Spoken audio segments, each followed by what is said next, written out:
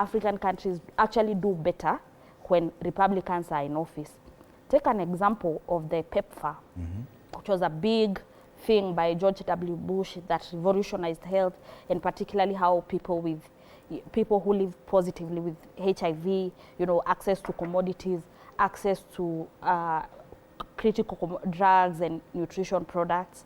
So then it's really, as much as people are projecting the fear that the Republicans, you know, based on the public utterances of Trump, who has often been very condescending towards Africans and immigrants.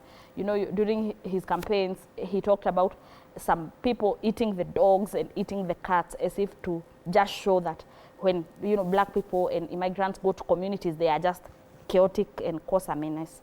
There are other concerns really, particularly on women-owned businesses. There was a famous AGOA, which is actually, you know, opportunities for growth where specific commodities that are taken to America by African countries are not taxed.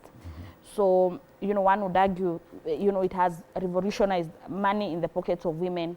Trump had said earlier that AGOA will not be renewed by 2025. So I wonder how that plays out.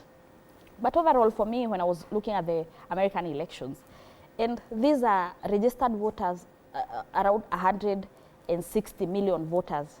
And I was just, you know, sort of making a, you know, compare and contrast with how we do our things in Kenya. Whereas in America, you know, you could tell there are people who are voting through technology, early voting. There were Americans in diaspora who are voting.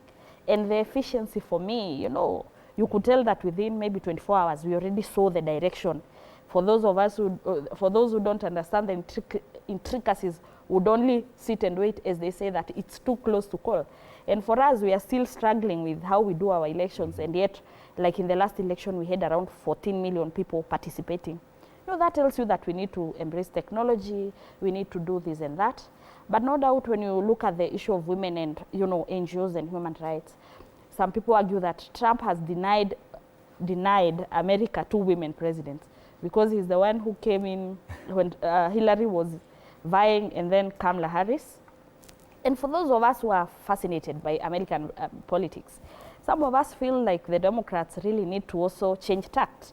There are some people who feel like there was a lot of the shadow of Obama, the shadow of Hillary Clinton, and their stooges.